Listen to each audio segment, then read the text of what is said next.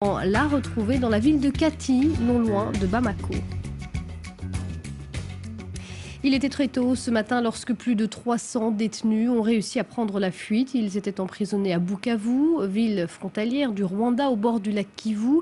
Il y a eu plusieurs morts lors de cette fuite. Les précisions de Mehdi Medem, notre correspondant en RDC.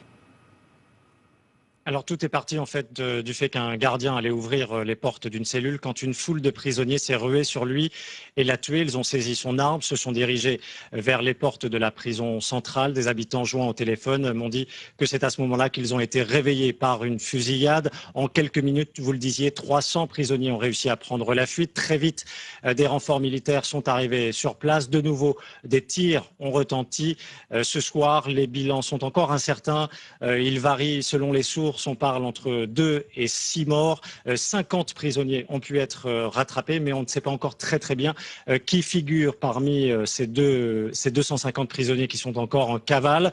Ce soir, le calme est revenu à Bukavu. Un habitant joint ce soir au téléphone me disait qu'aux alentours de la prison centrale, eh bien, les rues étaient désertes et que lui-même ne voulait pas sortir dans la rue de peur d'être pris pour un évadé. Pour le moment, les raisons de cette évasion massive restent encore largement mystérieuses. Une enquête a été ouverte, mais ce qu'il faut dire, c'est que ce n'est pas la première fois que ce genre d'évasion survient dans les prisons congolaises. On se souvient qu'il y a un peu moins de 2 ans, en novembre 2012, au moment de la prise de la ville de Goma par les rebelles du M23, eh bien, 1000 détenus, 1000 prisonniers avaient réussi à prendre la fuite. Et maintenant, ces nouvelles accusations contre des soldats de la MISCA en Centrafrique après les Tchadiens qui ont quitté le pays. Ce sont des